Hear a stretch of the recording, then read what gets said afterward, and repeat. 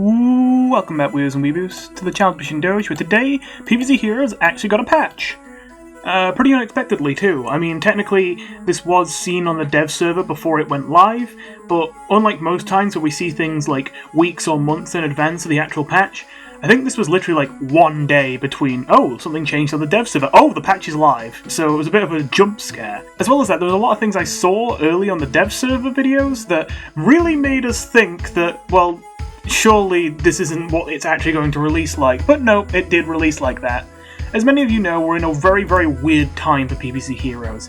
It's exciting because the game's actually getting updates again, even if it's looking like it's maybe just one random guy desperately trying to keep things ticking over. I mean, that's what it feels like at the very least. But at the very least, we're getting changes, which is great. But of course, as you know, the changes have been extremely buggy and have often taken a long time to get fixed. And on top of that, the balance changes have been deeply weird. Like, I'm not even saying they're bad. Like, there have been some very bad ones, but there's also been some very good ones. Ultimately, it's been such a mixed bag, it's actually kind of baffling to look at and understand. And well, as you might have been able to guess, this patch is no different. Well, I say that, as far as I'm aware, I'm sure there's probably something, but as far as I'm aware, no major glitches have been discovered in this patch yet, but I don't know, give it a couple weeks and maybe that'll change. I say couple weeks, couple days. But the other thing that's notable about this patch, well, okay, besides the fact there are a couple buffs that are absolutely ludicrous, the other thing that's notable about this patch is, well, how can I say this? They created this patch to acknowledge the fact that zombies were much, much better after the last patch. Again, I've said it before, and I'll say it again, there have been multiple times in the history of this game that plants have been stronger than zombies, but people still say zombies are stronger. But genuinely, I do think last patch, zombies were not just more popular, but also stronger on average. I think that you can make an argument it was more even than a lot of people like to make it out to be, but I think you would have to basically point to decks that you can use on the plants that require a much more robust collection. Basically, every good deck the plants had required a lot more legendaries and super rares than some of the decks the zombies could use. And so for a casual player, I didn't think it was just a skill issue that they thought that plants were worse. I think it was also a collection issue, that even if you were pretty decent at the game, but you didn't have a full collection, you would look at this and be like, okay, what the hell am I supposed to do as a plant versus a zombie then? So yeah, if you didn't know, queue times for the first time in maybe ever for this game have been shooting up because of the fact that no one has wanted to play plants recently. Everyone is queuing zombies. And so if you want to play plants, sure, you can get a game straight away, but if you want to play zombies, oh my god, man, you are going to be waiting forever for a single game if you queue zombies. The point of this patch is to buff the plants so that people want to play them again. However, they might have not taken the best approach. You see, this entire patch is nothing but buffs to the plants. Not a single zombie in the game has been changed, and even more questionably, it has only been 3 of the plant classes, Guardian, Solar, and Mega Grow. Kabloom and Smarty have also received no changes. Because of the fact that this new update has come and there is nothing for zombie players to do that is new, that means that, well, you can probably see where this is going. They didn't just stabilize the queue times, they've made it so that now everyone just wants to play plants, and you can't get a game on plants now. You need to play zombies. I'm not saying that this patch shouldn't have pulled the power more back to the plant side, but what I am going to say is if they wanted to make a patch to make plants stronger, that doesn't necessarily mean they have to give zombie players literally nothing new to do. It doesn't necessarily mean that the changes they have to make the zombies stronger. They could just rework cards into new things. I don't really care that much if it's buffs or nerfs, as long as it doesn't move the needle too much, I'm fine with that. But it would be nice if the zombies had something to do in the new patch, because clearly giving nothing but plants all the cool new toys just gives you the same problem with queue times in the opposite direction, where now you effectively can't play the plants unless you want to wait 20 minutes for a game. Oh, very quick bonus note, I think the queue times are actually not as bad as I thought. They were god-awful for plants when I was first recording this, when I was first playing this patch, but the longer the day went on, I found the queue time stabilized, and recently today, don't get me wrong, you still have longer queues on plants, but it seems more reasonable. It doesn't seem like you have to wait forever to get a plant game anymore. That might have just been a massive surge right at the start of the update, but it looks like it might not be as bad as I thought it was going to be. We'll see though. As well as that, I'm sorry, I know I'm rambling a lot, but I just realised, for anyone who is just jumping in now and hasn't watched my previous PvZ Heroes video, you might be confused why I don't have all the heroes. You would think, you know, if I'm talking about this game like I play it a lot, I would probably have them all. The reason why is this is not my original account, this is my free-to-play account. I decided to create a new account a bit ago, and to be honest, I was kind of done using my old account anyway, so I kind of started afresh on a fully free-to-play account, so I do not have all the heroes. But obviously, I have used basically every card in the game before, even though I don't have a full collection right here, so yeah.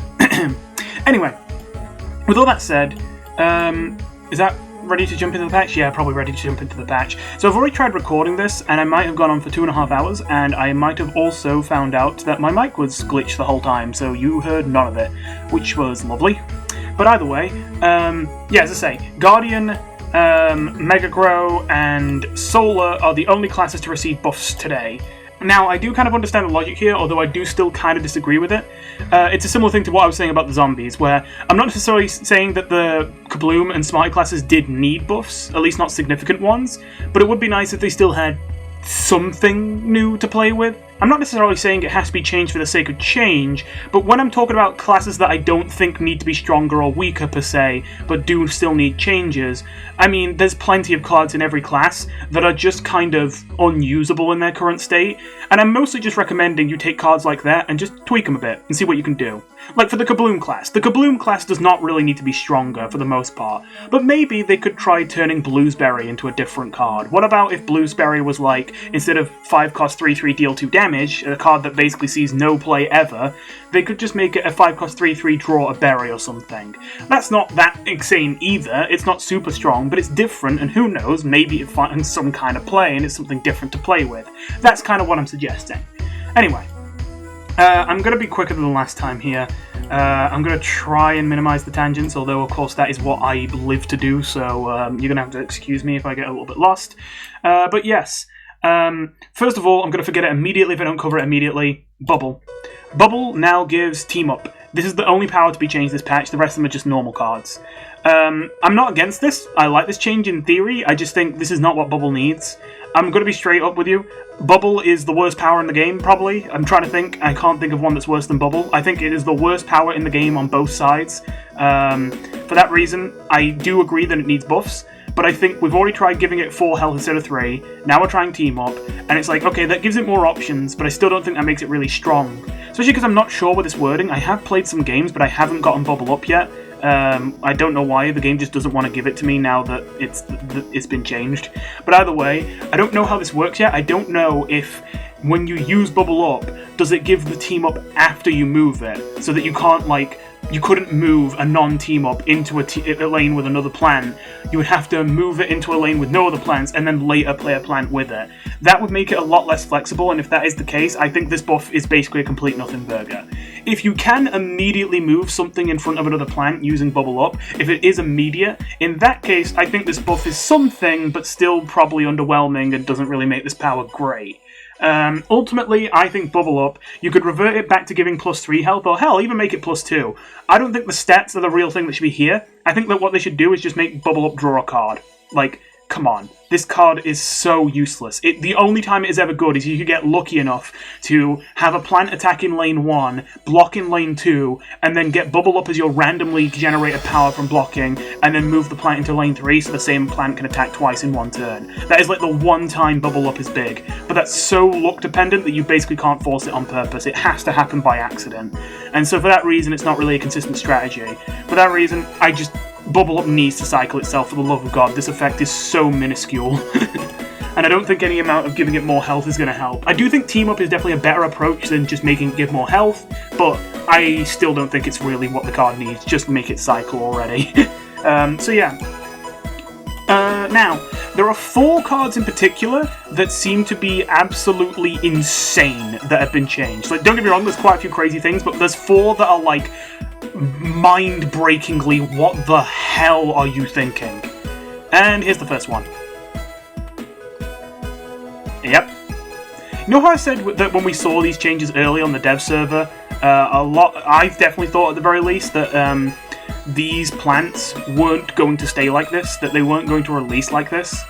I was convinced when I saw this, what this actually meant is Forget-Me-Nuts is going to cost 2, but it's going to make Zombie Tricks cost 2 more. But no, Forget-Me-Nuts just got twice as powerful in its effect, without receiving any nerf to its cost or stats or anything. They just took what I would probably say, at least in the last patch, was... Maybe I'm biased because it's probably one of the best cards I have in my current collection. I don't have all the cards right now. But maybe I'd say Forget-Me-Nuts was probably the strongest plant in the entire game last patch. And they've taken the strongest plant in the entire game and buffed it. Okay. Now, in fairness, does this change matter a whole lot? Yes and no? Okay. Forget-Me-Nuts usually stalls Zombie Tricks till later in the game, but doesn't actually completely lock your opponent out of playing tricks. That makes it sound like its applications would be very niche, but as you've already experienced by playing against Forget-Me-Nuts, that isn't true. Forget-Me-Nuts is extremely versatile and powerful, even if it doesn't usually permanently stop you from playing tricks. Main reason being, first of all, because zombies have to save brains for tricks, you often completely ruin their turn and force them to pass entire turns having done nothing by playing Forget-Me-Nuts if they don't see it coming. But on top of that as well, usually any deck that runs Forget-Me-Nuts, so long as they don't kill in the late game, even if they just kill in the mid game, let alone the early game, they can usually end the game fast enough that the opponent can't really use their tricks until it's too late, and they're probably going to die if they get greedy and waste turns trying to play their cost increased tricks. Essentially, the reason I say this is because before, stacking Forget-Me-Nuts would be a way to delay tricks even further, but there would still eventually come a point where if you couldn't put on the aggro enough to kill your opponent by like turn 5 or 6, past that point, they would eventually just break through the barrier and be able to say, okay, I don't care, my tricks cost more, I don't even have that many cards in my hand anyway, I have all these brains, I'm just going to play them anyway, and it's going to be like you don't even have Forget-Me-Nuts on the board, so I'm not even going to bother trying to remove it. But that's only if you get to turn 7, 8, 9, so in most contexts, obviously, you'll be able to kill before that can happen. I'm not saying that this is like a massive downside of Forget-Me-Nuts, but I'm saying sometimes if you didn't make your deck aggressive enough or you got a bad hand, you can reach a point where Forget-Me-Nuts stops doing work because it's just too late in the game for Zombie Tricks costing 1 more to mean anything. But, obviously, that's why I'm bringing this up, because with this buff, now if you stack Forget-Me-Nuts, the fact that the effect is twice as strong means that you can basically permanently lock your opponent out of playing tricks for an entire game. I mean, it's still true that eventually they'll just get enough brains they can play them, but at this point we're talking, you would have to go past like turn 10, 11, 12 before they actually have the ability to play those tricks without dying. And I mean, at that point, like, it'll be like past turn 10, like, the game's over. Like, it's effectively like they just can't play tricks. That is if you get multiple Forget-Me-Nuts. If you get one, obviously, not that much different, you'd think. Now, here's the thing. I must admit that was my first impression, but now that I've played against this buff Forget-Me-Nuts a bit, I do think it is just a little bit more powerful than even I expected, even though I certainly expected it to be very strong.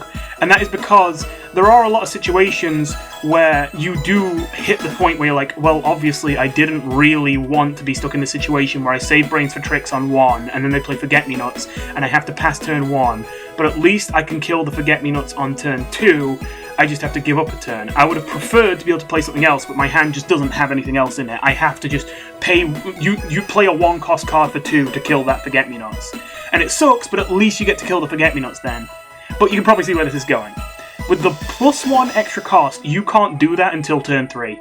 And I think turn 3 is a very important turn in PvZ Heroes. I think typically, turn 3 is the turn that determines, more than any other turn, whether you're going to lose or win the game. It obviously depends, it's not every game, but I think most games, turn 3 is the pivotal moment where you will get your big engine down, and if the enemy doesn't remove it, then you will probably win the game in the long run, or it'll be the turn where you shut down the enemy's engine, and that shows that you now are in the lead, and you're probably going to win the game.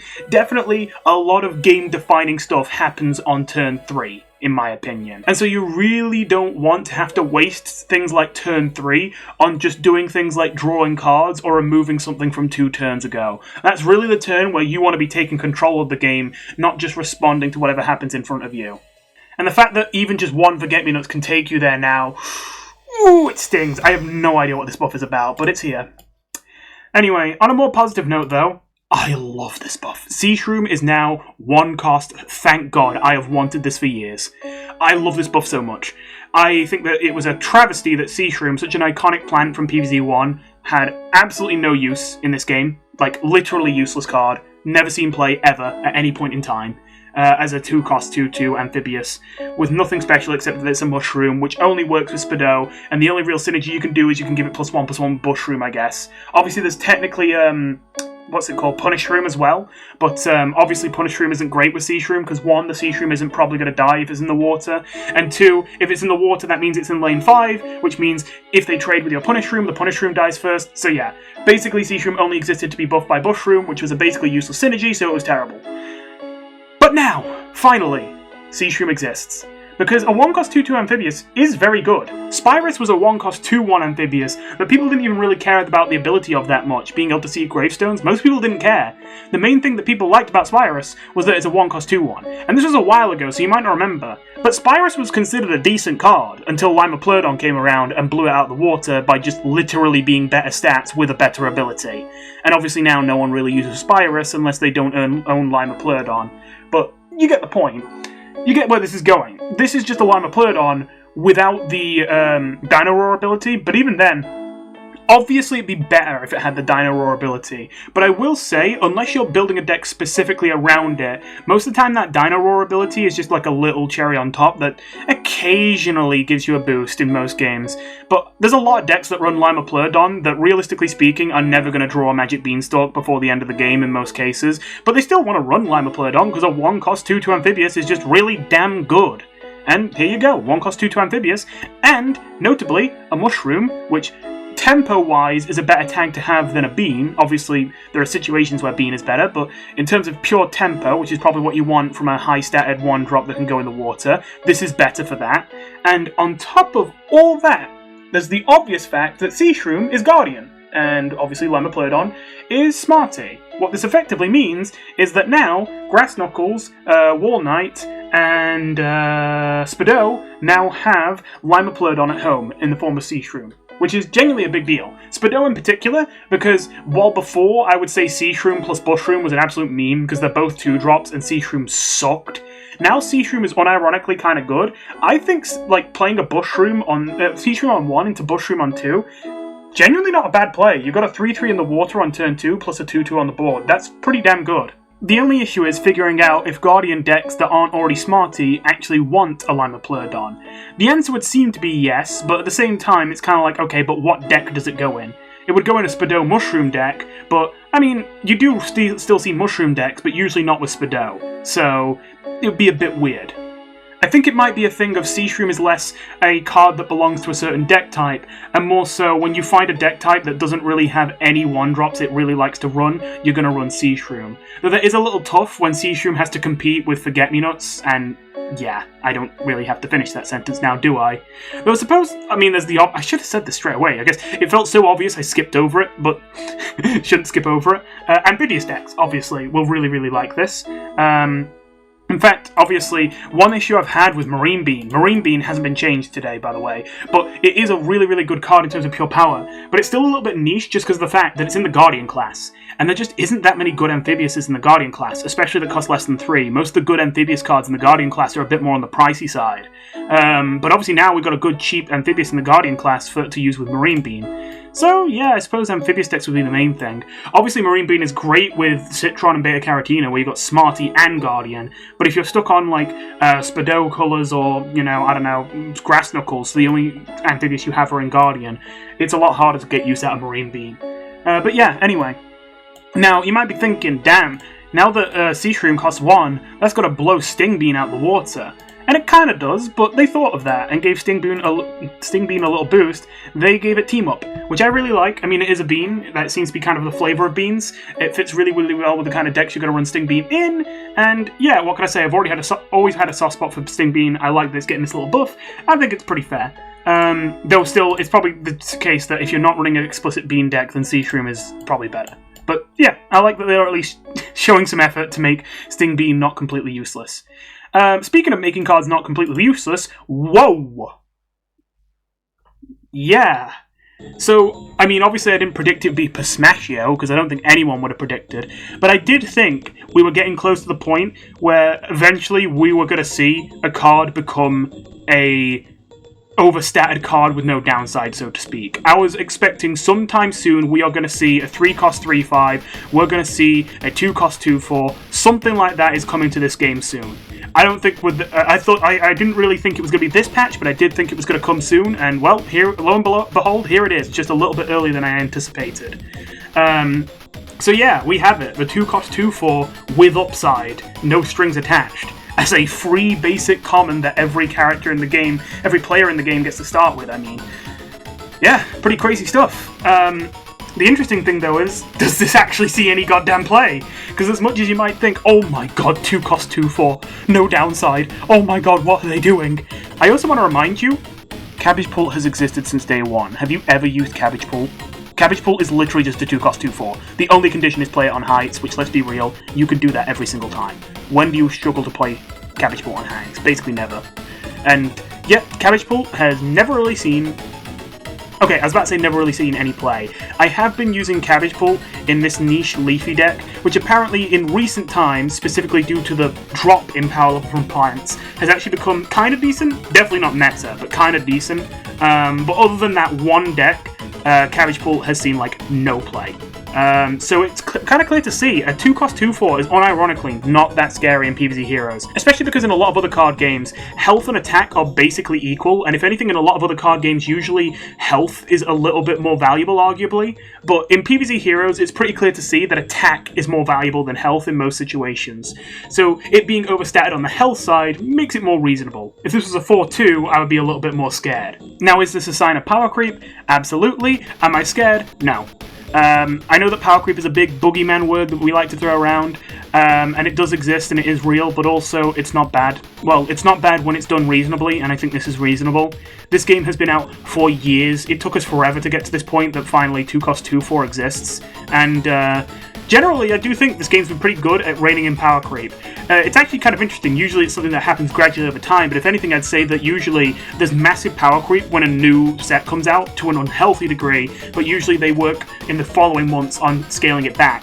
Like, earlier when I was recording this the first time, I had a Vietnam flashback, because until I started going on this tangent, I genuinely completely forgot in my head the fact that Conman used to be a 1-cost 1/4 on launch.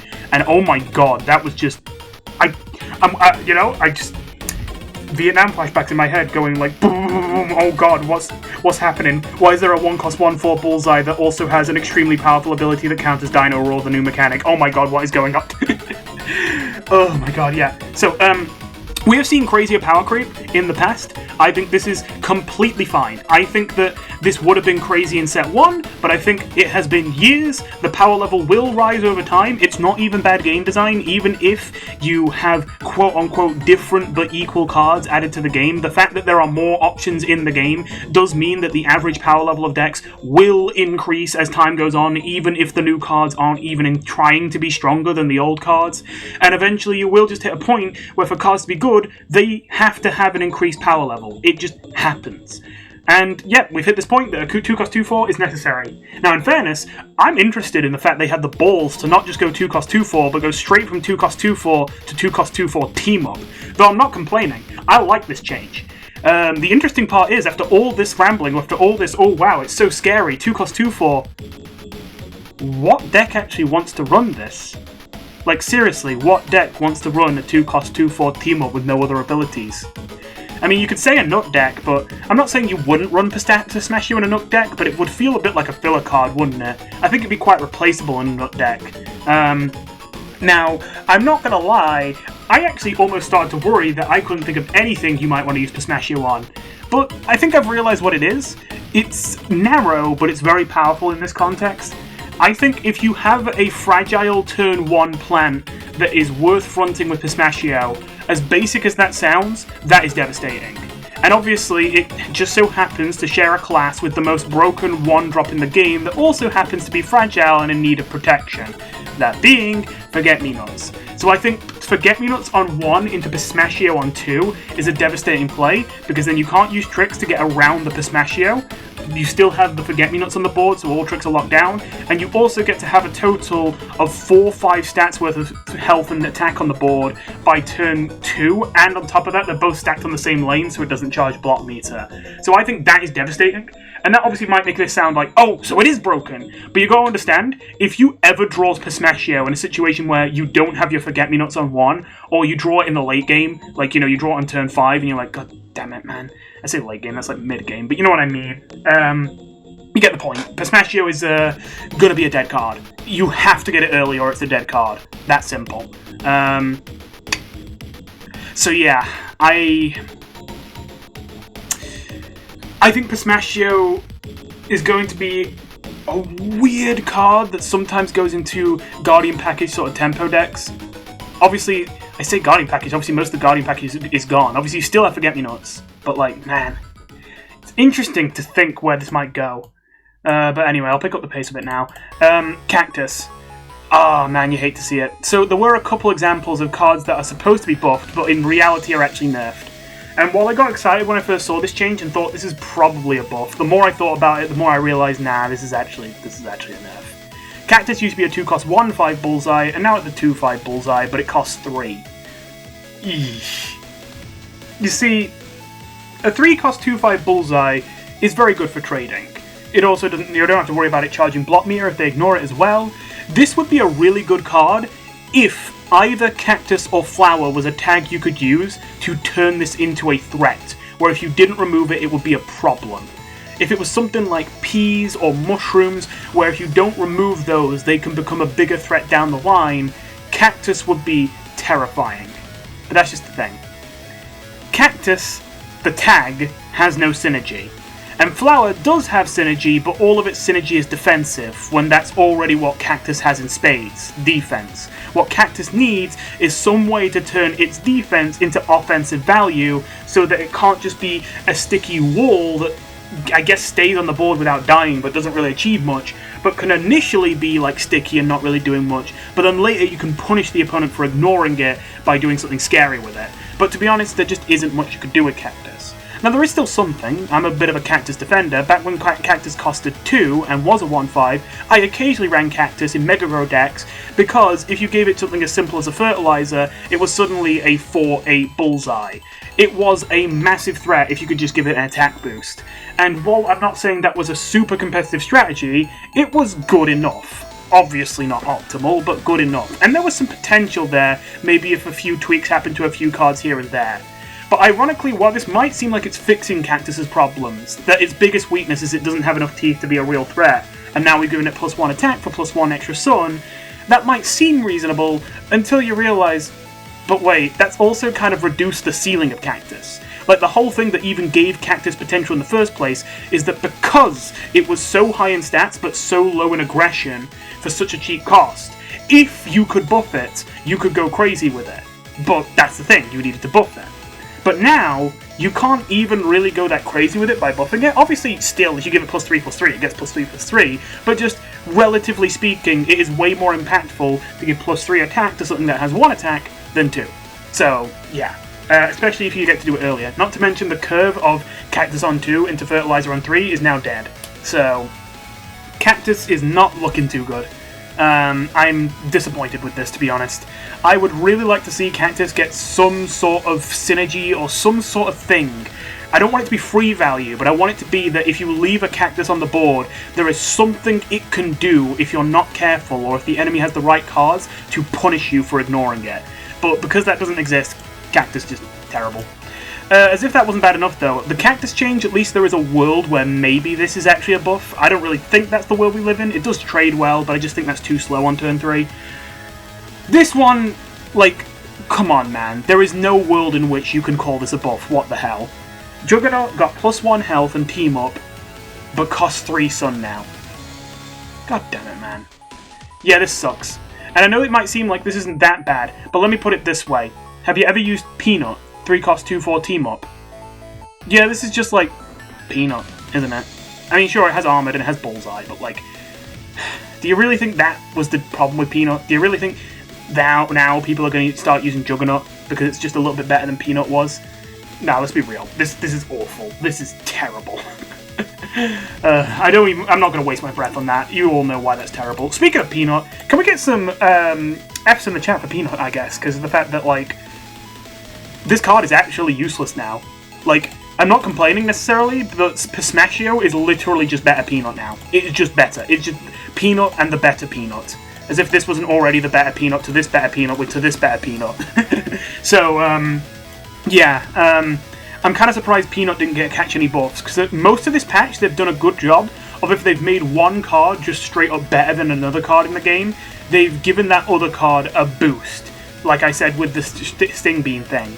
But there's a couple examples, like with Peanut, and you're going to see later with Bloomerang, where they kind of left some cards in the dust.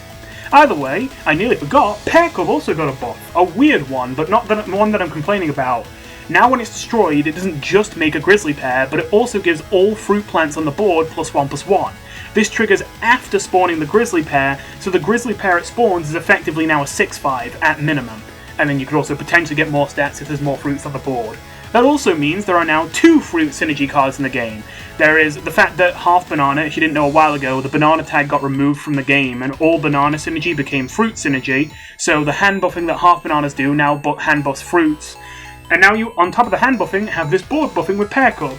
So, I'm not saying that fruit synergy is a real thing, by the way. I doubt it is anywhere near a functional tech at the moment. But I am saying, if you're just here to have some fun and try out some wacky stuff, more fruit synergy. Just, I don't know, try it. It's probably going to suck, but I mean, if you're here to have fun, then yeah, you can try fruit synergy, I guess. You've actually got some tools to play with now. Ooh, Steel Magnolia. Interesting one right here. 3 cost 3/2 instead of a 2/2 now, and because it immediately gives itself +2 health, it's really a 3 cost 3/4. Now, in any other card game, that would be very, very mundane. Okay, cool, 3 cost 3/4, whatever. You don't understand. PvZ Heroes has never had a 3 cost 3/4. I believe the only 3 cost 3/4 in this entire game is Firework Zombie, who then immediately deals 1 damage to himself, so he's actually a 3/3. Steel Magnolia is the first 3 cost 3/4 in the game. So that's interesting. On top of that, I think that Steel Magnolia was always a card on the edge of viability as it was, and I think this might be what it needed. I genuinely think that Steel Magnolia may now be a pretty decent card that you could run in some competitive decks. I'm not saying it's meta, but I will say this. The problem with Steel Magnolia has never been the pure value proposition. In terms of pure value, Steel Magnolia is super easy to activate. It is laughable how easy it is for it to be a 3 cost 2/6, and that in theory should already be getting big value.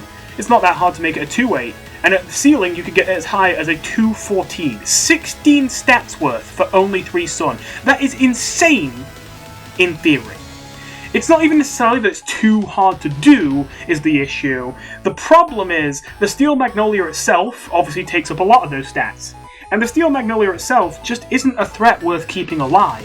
So much health is packed into it, and then what does it do? It deals 2 damage every turn. It's a flower, so its only synergy is defensive when it's already 2 defensive in the first place. And it doesn't really have any way to become a larger threat. The only thing you can do with it is buff it, but it's not really worth it.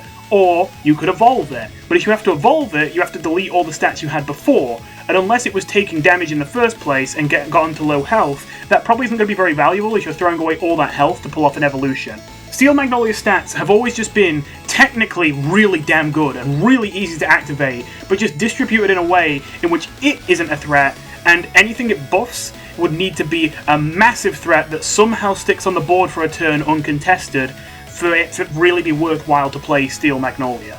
So yeah, Steel Magnolia has never really been a good card, but it's never been because its value proposition is bad. It's literally just, it needs to be more of a threat. And, well, that's what giving it +1 attack does. It makes it more of a threat. I know it's just +1 attack, but I would say 3 attack is like the threshold in PvZ Heroes, where you can no longer ignore this card. Like, you can ignore 1 attack units in this game. As long as they don't have Bullseye, unironically, you are happy to take damage from 1 attack, units to charge your block meter. It is a bad trade if you are charging your opponent's block meter to deal 1 damage. At 2, it becomes more of an even trade, but even still, it doesn't feel that great dealing 2 damage if your opponent is still getting block meter charge off of it. 3 is, finally the point where they can ignore a 3 attack unit for maybe 1 or 2 turns. But if they ignore a 3 attack unit for more than a couple turns, that is going to bite them in the ass. they are going to pay for that mistake. So I think that now Steel Magnolia is just barely enough of a threat, and obviously has such great stats for trading as well as having such great stats just in total if you can use it even half decently in terms of synergy and how many planks you hit, that I think that now it's finally a good card. I'm not going to go crazy and say it's insane, it's OP, it's a new meta or whatever, but I definitely think you should try some Steel Magnolia in some of your decks in the near future. Cosmic Note got a weird change where it now has 4 attack and makes the note that it can't just have 4 attack. I don't think this changes anything. I still don't think you run Cosmic Note. I just think this is too... In terms of pure adding the numbers together, the value of this is not that bad, but it's just too slow. You can't play the thing you've conjured until turn 5, and that's assuming you can even afford to play it on turn 5, and that's assuming you even get something good that you really want to play. And so that means you're playing a 4-drop that's understatted, so you're already falling behind on turn 4, to then try and catch up on turn 5 if you get lucky and hit the thing that you want to hit. I just think anything this late into the game needs to be doing more than that. So, Cosmic Knot, I still think, isn't really going to be made much better by that change, weird as it may be. Starch Lord got an interesting change. Now it doesn't just buff the route that you play, but it also buffs itself whenever you play a route. This doesn't mean that Starch Lord is good all of a sudden. The main problem with Starch Lord has always been that it is a 4-cost engine with no immediate impact, with only 2 attack and 4 health, making it really easy to kill and counter. But at the end of the day, what it does mean is the window to punish a Starch Lord and kill it before it gets out of control has narrowed significantly. And so that does mean that if you do want to get memey with Starch Lord, he's looking a little bit better. You are going to have to find out a way to get away with playing him in the first place, and that has always been his biggest issue, and that's the same as always. But I would say now, it is much easier for just one turn of the opponent not having the tricks or the resources to kill Starch Lord to mean that your Starch Lord sticks on the board for the rest of the game, just because it keeps buffing itself as well. Doomshroom got the weirdest change ever, but I'm not necessarily complaining. Doomshroom now doesn't just destroy all plants and zombies with 4 attack or more, but it also draws a mushroom. Now this might not seem all that strange at first, but really, read that again. Draw a mushroom card. You're not seeing it? I don't blame you. It would be extremely normal in literally any other card game than PvZ Heroes. Believe it or not, if I am not mistaken, this is the first time in the history of all of PvZ Heroes we have had a card that draws another card of a specific type from your deck. And I know that sounds really, really obvious. Surely that's already been done. But no. Check the games. Check the collection. Check the game's history. I might be missing one, but as far as I can remember, the only things that have ever given you cards of a specific type have always been conjures. Random cards from the entire game. This is the first card they have added that actually gives you a card of that type from your deck. Meaning, this is the first tutor mechanic in all of PvZ Heroes. And I love me some tutor mechanics, so I'm glad to see it. That being said, in a PvZ Hero style, it is janky and weird as fuck. So there's the obvious fact that you are never going to use this primarily as a tutor, because it costs 5, and it's clearly supposed to be used to nuke the board.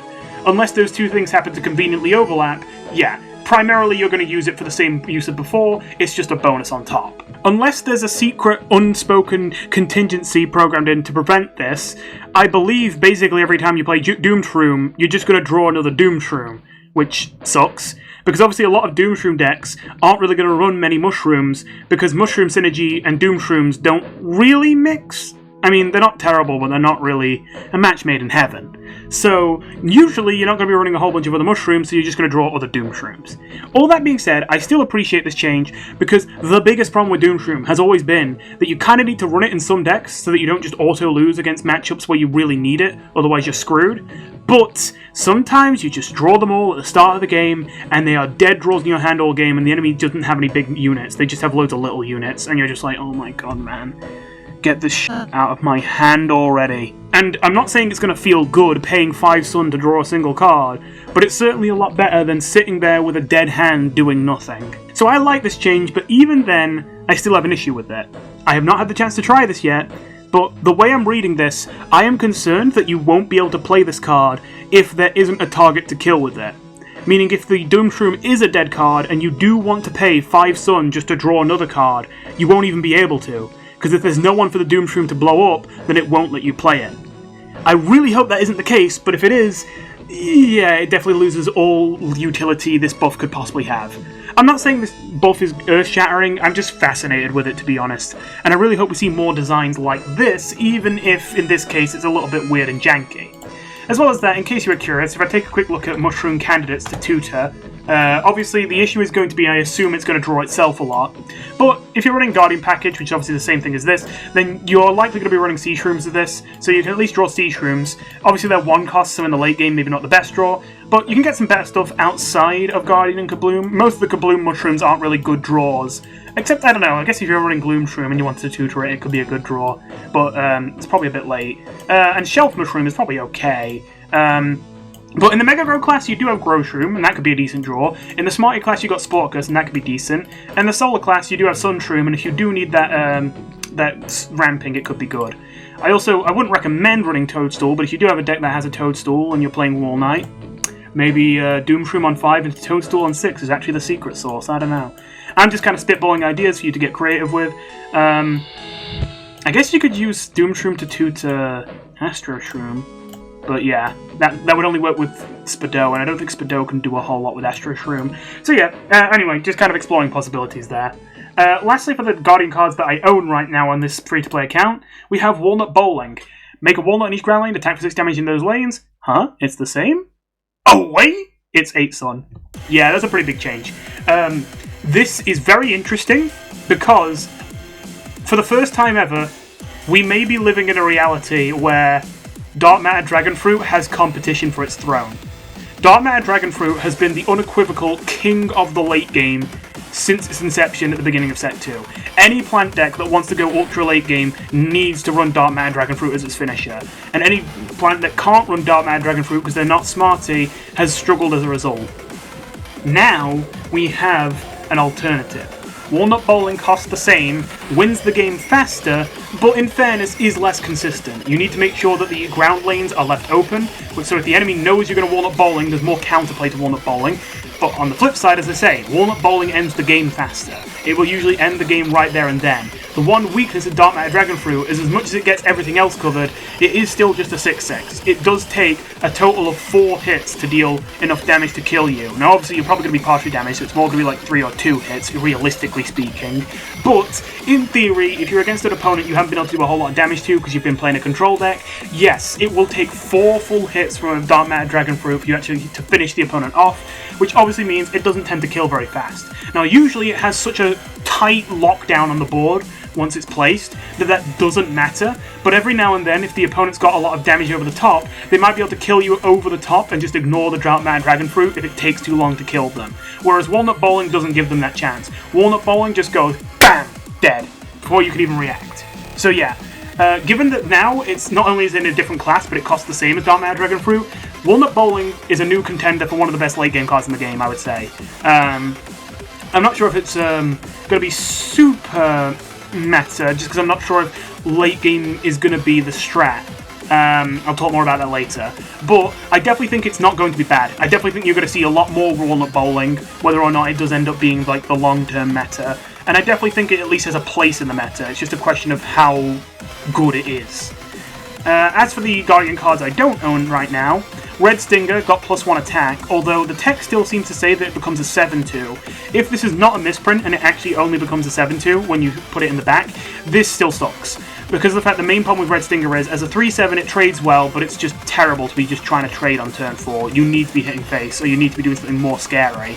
And as a 7/3, it's at least scary, even if it is just pure stats. But if it's a 7/2, which is what it says right here, if it gets plummered, chickeninged, it's so easy to kill the Red Stinger before it gets a single hit in, and then it's just you paid 4 Sun to trade it out for like a 1-cost trick, which is terrible. So yeah, Red Stinger probably still sucks, unless it gets that 3 HP buff when you play it behind things. If it's just a misprint that it says 2, in that case, Red Stinger could be okay, maybe. I wouldn't really hold your breath for Red Stinger, I'm not gonna lie. Quick update on that, I have now played against someone who used Red Stinger, and sure enough, it does become a 7/3, the 7/2 is a misprint, and that does mean that I don't think this buff is literally nothing. I think that Red Stinger is potentially barely playable if you want to be a meme. But yeah, no, I still wouldn't say that Red Stinger seems like a particularly good card. I hate to say it. Bodyguard got +1 attack. Not gonna lie, I know this is a little bit weird, but in my opinion, Bodyguard is in this weird space where it's technically a good card already, it's just there is no deck in the game that needs to run Bodyguard. And decks do get very tight. So it's not that Bodyguard is a bad card, but more so that I can't think of any deck in the game that desperately needs Bodyguard bad enough that it would cut a lot of other important cards just to fit it in. I think that's why it's so rarely seen, not because it's necessarily weak. I don't think giving it +1 attack will change much. I think it just, you know, it makes complete sense to put Bodyguard in the Guardian class in terms of pure flavor, but I do think to myself, unfortunately, I think the Guardian class might have been one of the worst classes for him to end up in terms of the powers you get. Because if you were playing a hero who was deeply reliant on their powers, like imagine if Captain Combustible had Bodyguard, I think that would actually be pretty good. Because your win condition on Combustible a lot of the time is getting that bonus attack, getting that Blazing Bark, getting that Repeat Moss down, and that would be great with a Bodyguard, but that's not what you have. So yeah, I think Bodyguard is, yeah, +1 attack helps, but I think it's more just what this card doesn't have a place in the game right now. I'm not even saying it couldn't. It definitely could, but I'm just describing the way the game is right now. It doesn't have a place, and it really needs to find one. So yeah, I believe... Oh my god, I nearly skipped over. You know, I think the last recording I actually skipped over this. Oh my god, so you know, maybe I'm happy I did this other recording. Soul Patch. 6 cost, 5, 10 armored. Oh my god! Okay, Soul Patch might unironically be meta, at least for a little bit. I'm not sure if it's gonna be like, if it's gonna stick, because the biggest problem with Soul Patch is still around, and that is sneaky heroes will destroy you.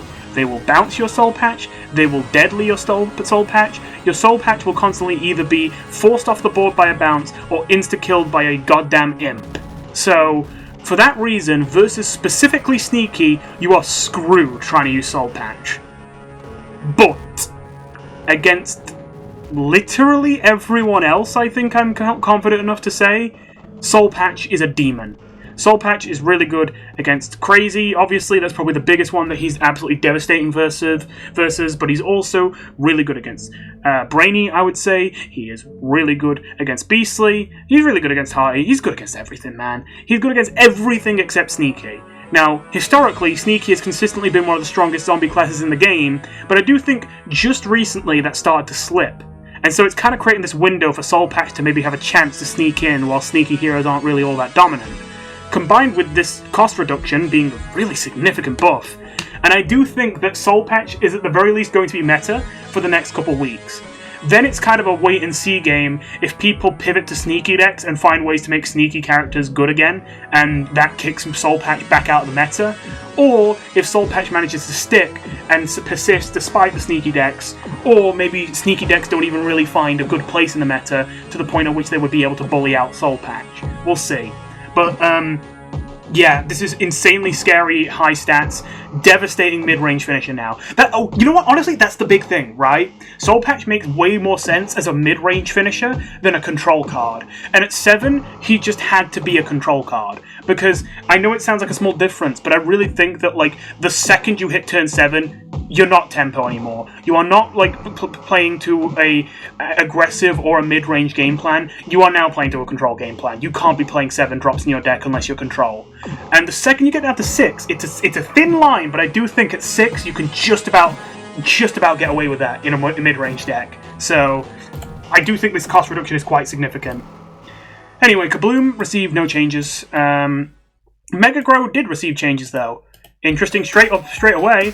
Bonk Choi got Team Up. Don't think it's the most earth-shattering buff in the world, but I like it. Because Bonk Choi was already a card that for most of its life basically didn't see any play up until the post-set 4 meta, where there was a decent amount of 1-3s going around that if you just let them survive turn 1, you did kind of get screwed. Obviously the biggest one was Con Man, but sometimes, depending on the deck, even Headstone Carver versus Pirate decks and things like that, that could be a real issue.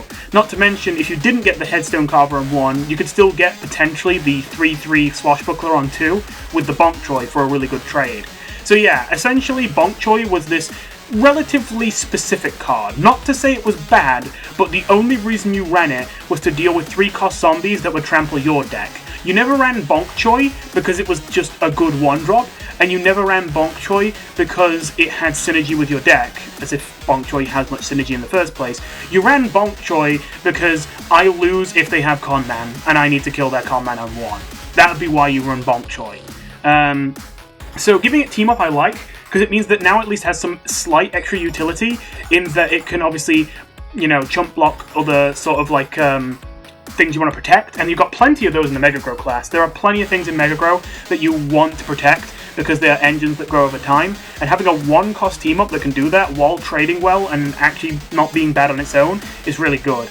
Like, there are already things in Mega Grow that you can team up with your, like, engines to protect them, but almost all of them have no attack on their own, and so they're kind of sketchy to run, because if you draw them on their own, they are useless. Bonk Choi, while it's not as good at the pure defense, it still does defend people even with its 1 HP, it trades well, and it's not bad to play on its own if you don't draw the things you want to protect with it.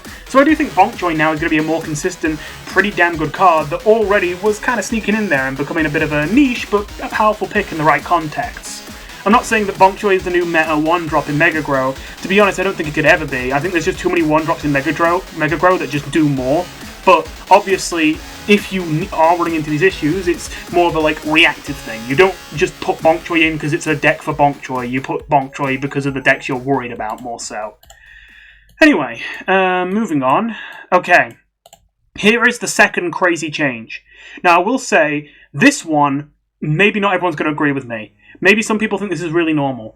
I think this one might be crazy. Torchwood. Team up. P's behind this get +2 attack. Same so far. And Bullseye. So I've always thought that Bullseye is one of the strongest keywords in this game. And I feel like time has really vindicated me on that point. Bullseye just feels like it gets stronger and stronger every single day this game exists.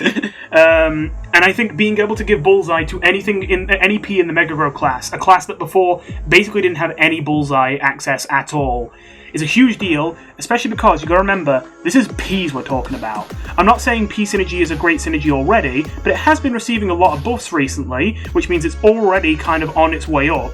And then on top of that, you've got the fact that P Synergy has a lot of instant burst damage. I mean, the demon of like the P Synergy package is P Gatling. And imagine this, if you ever let a single P shooter live behind a Torchwood, and then turn 5 comes, you are staring down the barrel of 21 Bullseye damage for 5 in 1 turn. That is enough to OTK a full health opponent. Now, in fairness, that's assuming they don't kill the Gatling and they don't like block the lane.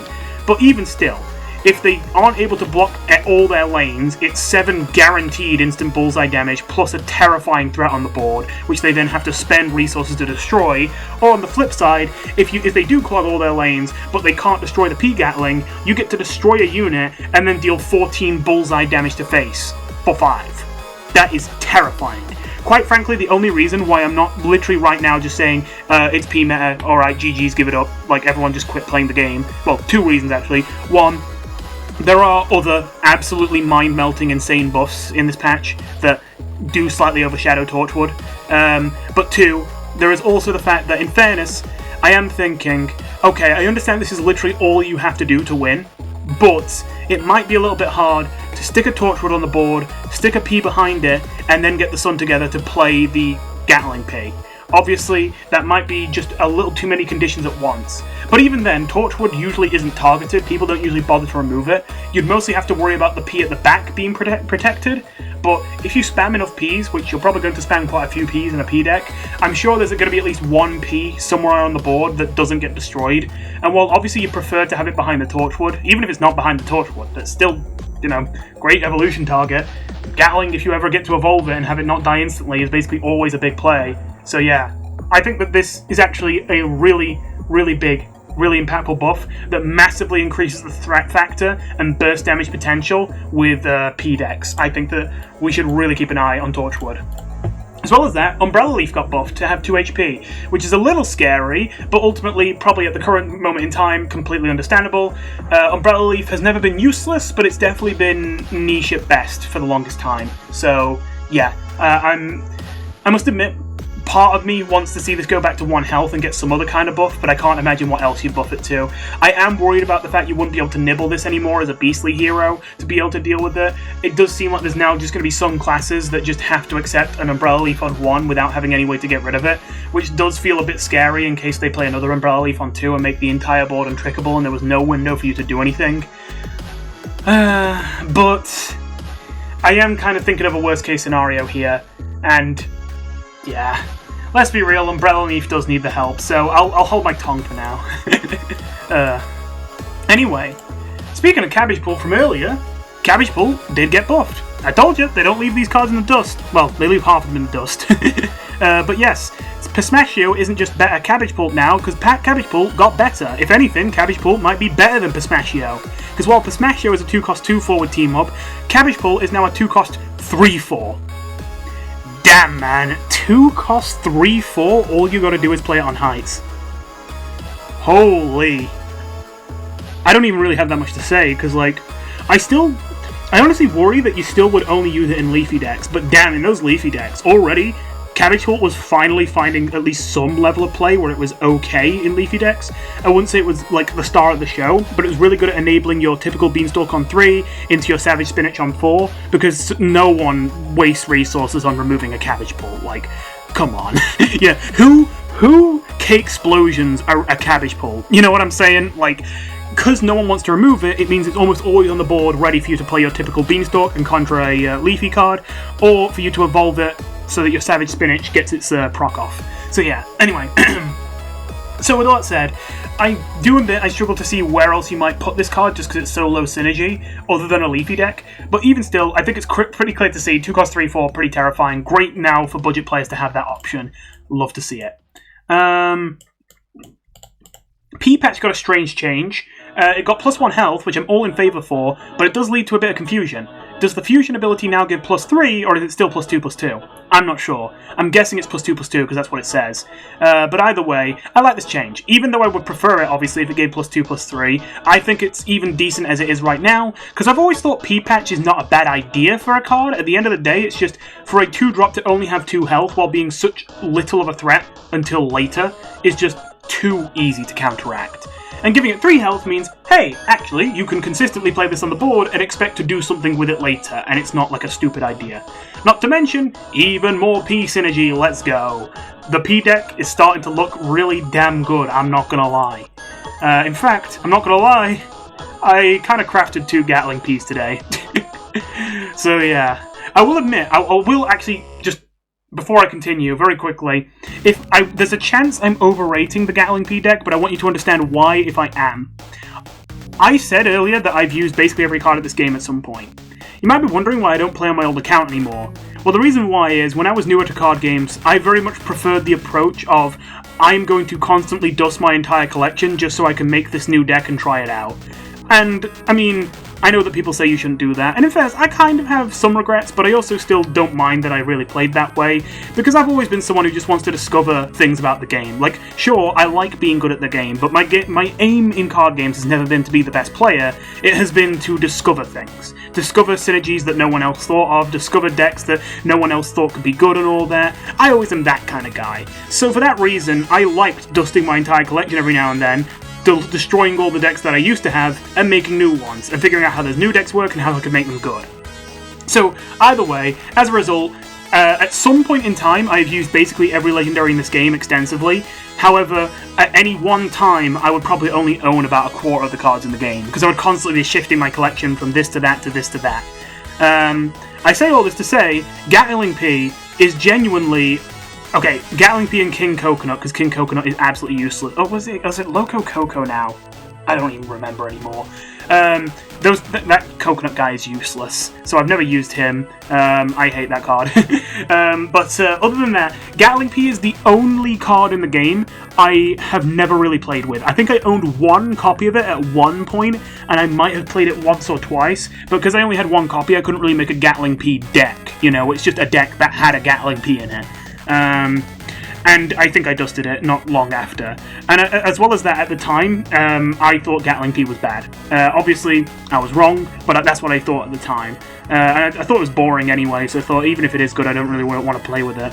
Anyway, yeah, I know I'm rambling a bit, but the point is here to say, I am open to the possibility.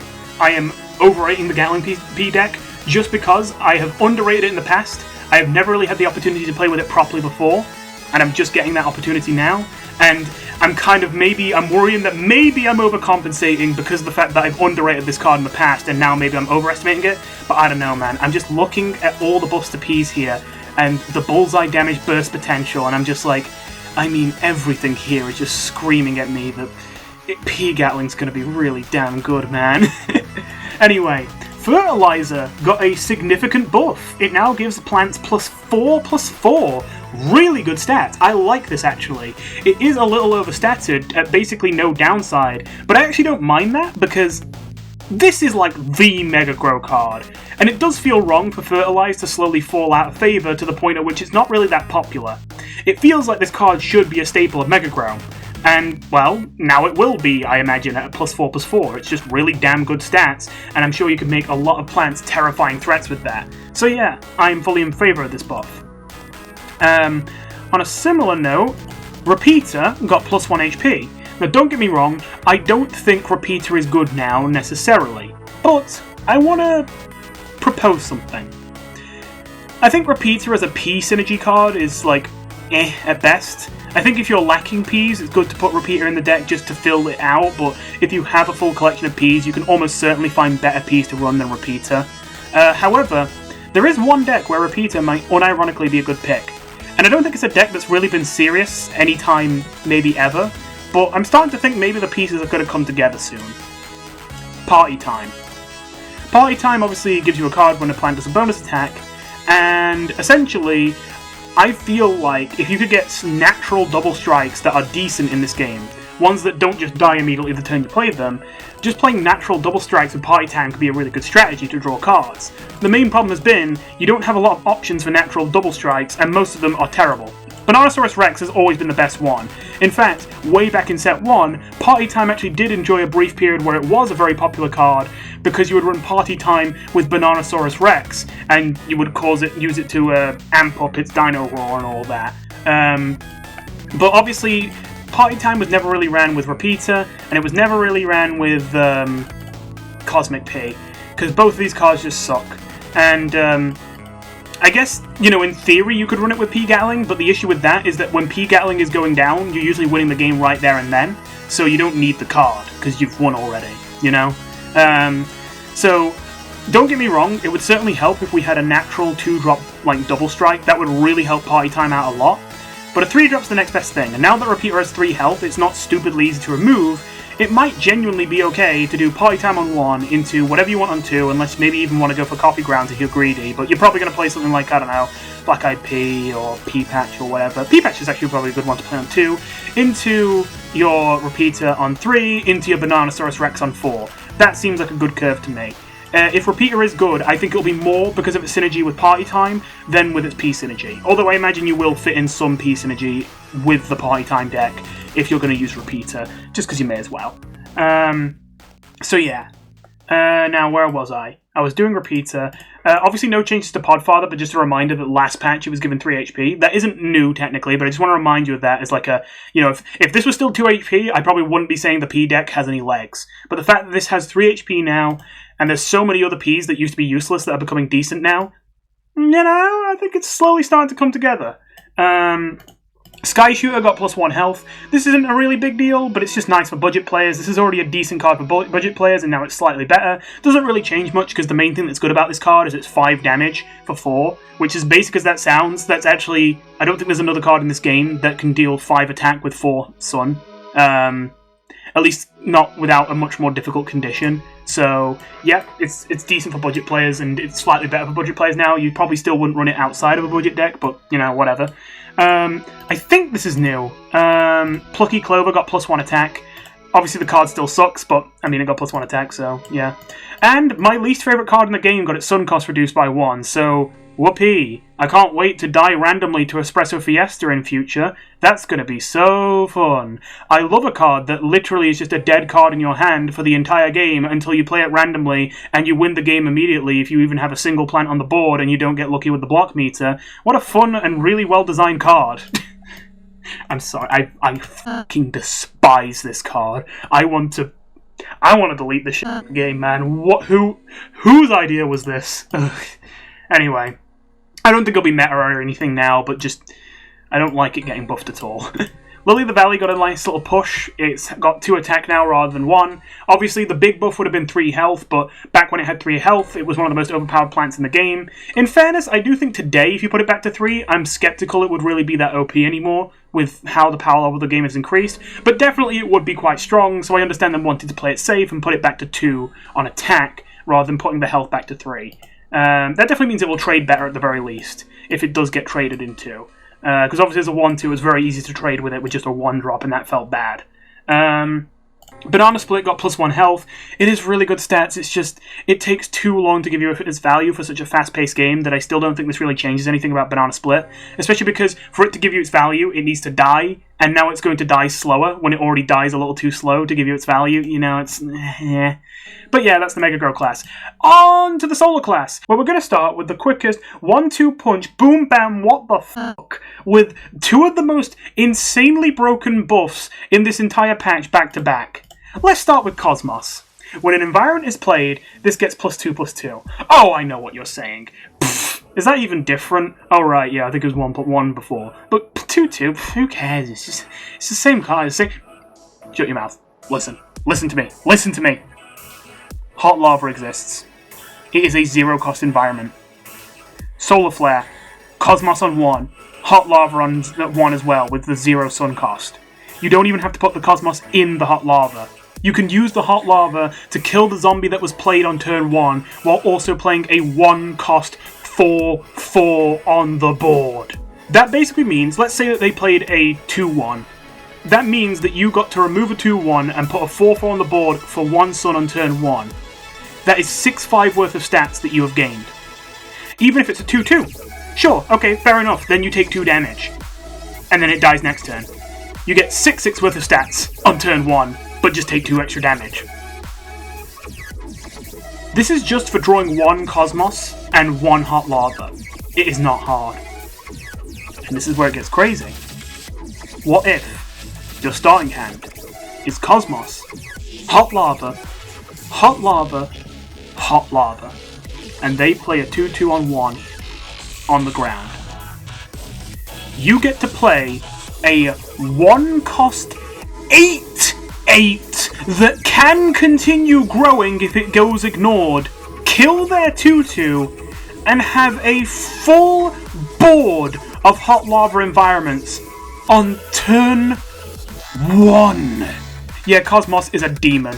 I don't even blame the developers that much for making this change, because don't get me wrong, I don't think it's a good change, but I think it's really symptomatic of the problem I've been screaming about for a while. Plant environments fucking suck. Cosmos wasn't a bad card because the effect or the stats were bad. Cosmos was a bad card because what the hell do you play it with? What environments do we even have left that are playable on the plant side? We used to have good environments, and every time we've had one, they've been nerfed into the ground. First we had Mushroom Grotto, and then they nerfed that from 2 to 3. Then we had Solar Winds, and they nerfed that from 2 to 3. Then we had Planet of the Grapes, and they nerfed that from 2 to 3. And then we had Spikeweed Sector, and at the very least I thought we could keep Spikeweed Sector. But no, we can't have nice things. We even lost Spikeweed Sector. It went from 2 to 3. Now, there are basically no 2-cost environments left in the game. I think the only one is Bog of Enlightenment, which is ironically the only environment that went from 3 to 2 instead, and probably the only environment that actually got better over time and is actually decent right now, but even then only really an amphibious dex, which is quite a narrow slice of dex. The only environments that are still playable now are environments that are used in combos like Flytra Planet and Planet of the Grapes that are used in OTKs and combos and Cycle Cap and things like that. And I guess you could argue Pear Paradise, because I do see a lot of people using that environment, but I'm not going to lie, even then, I think people just use it for fun.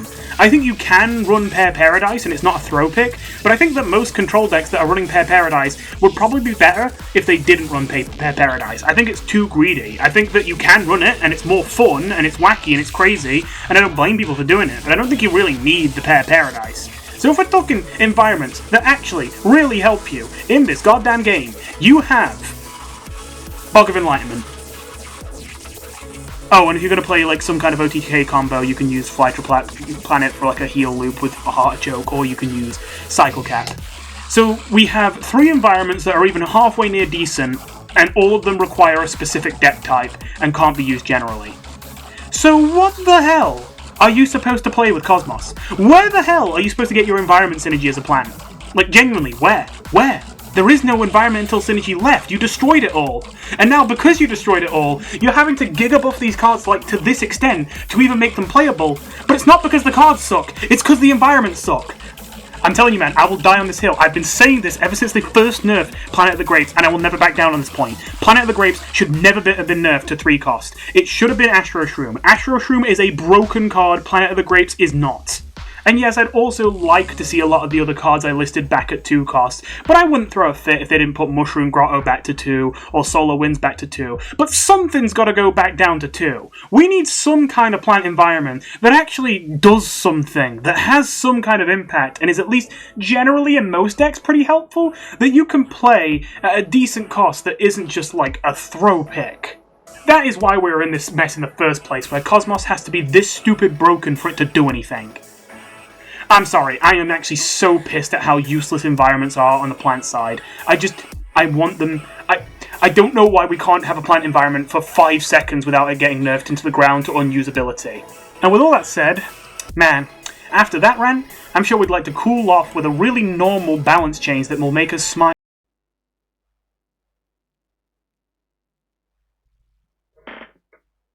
I'm uninstalling. Okay. I'm not dialed in on the ramp meta, I'll admit, so correct me here if I'm wrong. I was under the impression that before this patch, general consensus was Twin Sunflower was the best ramp card in the game, closely followed by Primal Sunflower as the second best ramp card in the game. From what I saw, most ramp decks would be running Twin Sunflower and Primal Sunflower. Maybe a Sun Shroom or Sunnier Shroom here or there, depending on how intensely they're going in on the whole ramp package. But either way, it seemed that Twin Sunflower and Primal Sunflower were the 2 top picks. The 2 plants that always got picked if you were playing ramp. Why is Primal Sunflower getting buffed? And why is it this huge? Start of turn, you get +2 sun. Just so we're clear, just so we're 100% clear, everyone. That means you can play a 4-drop on 2. By the way, Power Flower, we're going to see in a moment, got buffed to be a 4-drop now. You can play a 3/5 strike through that heals you for 2 health every turn it exists on turn 2. And all you got to do is just stick a Sunflower on the board. And remember, plants play second, so that's not actually that difficult. It only has to stick for 1 turn, and the damage is already done. It doesn't matter if you kill it the next turn immediately. Too late. So yeah, that is a card. Something that I saw, literally my first game that I played in this new patch, was a Wall Knight who dropped Primal Sunflower on 1, and then turned to another Primal Sunflower, plus the new buffed Steel Magnolia, and now all the Sunflowers have 3 health. And because I'm a crazy hero, I've got all these plumbers lined up, and I can't use any of them. Because they're all 3 health now. And sure, I could double plumber one of them, but then the other one would just continue to ramp. And I would still have to deal with the 3/4 Steel Magnolia, and then I wouldn't also have any removal for any of the other stuff they're about to drop on the board. I just already lost the game by not killing the Primal Sunflower on 1. I'm telling you right now, you are going to have games consistently that are decided by the first turn, just because you didn't have removal for Primal Sunflower on 1. Man, that is sure a card that they changed. as boring as it is, this is probably the most broken change in the entire patch. Like, I wish the 1-cost 8/8 was the most broken one. I wish the Forget-Me-Nots was the most broken one. I wish that Torchwood was the most broken one. But let's be real, this is the most broken one. This is the most idiotically overpowered change they have made in this patch, and it's not even close. And I hate to say that, because obviously I'm glad that we're even getting patches at all, but like, this is pushing my buttons a little. This is pushing me a little bit to the point of, okay, this feels like I can't even play the game if I want to play zombies, and I can't play the game if I want to play plants either because of the long queue times, so it just kind of makes me not want to play the game. Alright, I'm here to do one last section in post just because I got a bit lost in the rant here, and I feel like I didn't really explain why I think this card is so broken thoroughly. Let's start with the more obvious framing, which is kind of what I was already working from. The idea that sure, it may not be that hard to deal 1 damage to a 1-cost 2/1, but the fact that the punishment for missing it is so severe, I'd still say it's unfair. That I already kind of covered, but just to be thorough, even if it was just this that was the issue, I would still say that's unhealthy for the game, because I would say that means basically versus any solar hero ever, you as a zombie can never play a zombie on turn 1. If you ever make the mistake of deciding you would like to play a zombie on turn 1 rather than saving brains for tricks, you will lose every single game versus a solar hero that draws Primal Sunflower on 1. You will lose the moment that you play a zombie on 1. That is just not healthy. I don't care if you can counterplay it by being smart and recognizing, oh, solar hero, they have that broken card where if I don't do this, they win on turn 1. But, you know, whether or not you can work around it, probably not healthy. But this is the bit where it really gets stupid. You can't work around it if it's Wall Knight. Because, like I said earlier, the only way you can counter Primal Sunflower is to never play a zombie on turn 1 versus a solar hero, and always save brains for tricks on 1. You need removal in your opening hand that costs 1 you can play on 1. So what happens if you have a hero that can run the newly buffed Forget-Me-Nots, which punishes you for saving for tricks on turn 1 severely, and Primal Sunflower? What do you do then? You're screwed either way. If they have Primal Sunflower, you're going to lose the game on turn 1 because you played a zombie rather than saved for tricks, but if they have Forget-Me-Nots, you're going to be on the back foot severely because you lost your entire turn 1 because you saved for tricks because you were trying to play around Primal Sunflower. You're damned if you do, damned if you don't. The only counterplay in the game that really exists for this is Trapper Territory, and I do think Trapper Territory is a good counterpick here to play around this really frustrating meta, but even though I appreciate that Trapper Territory is underappreciated and genuinely a pretty smart card to run, especially versus these decks, I also think that Trapper Territory isn't really a robust solution, because if Trapper Territory ever became popular enough that everyone started playing around it, then all they would do is just play their Primal Sunflower on heights. If Trapper Territory really became a widespread used card because of the fact that it was so impossible to use Bungee Plumbers to kill Primal Sunflower, especially when you don't know if they're going to have a Forget-Me-Nots in hand instead, they're just going to start playing them on heights. And then you actually have no solution. If you have a Wall Knight player that opens the game with both a Forget-Me-Nots and a Primal Sunflower in hand, who plays around Trapper Territory, there is literally zero counterplay.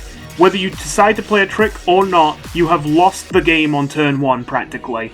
Now, in fairness, I'm being a little bit hyperbolic. While I don't think it's that hyperbolic to say you've basically lost the game on turn 1 if Primal Sunflower sticks, I will say, in fairness, you haven't lost the game on turn 1 if Forget-Me-Nots sticks, but certainly, like I said, you're put so severely on the back foot, it hardly seems like it's worth differentiating. Well, you're not literally giga-screwed, impossible to come back from without a miracle, it's just you're pretty severely screwed to the point your chances of winning are rather slim.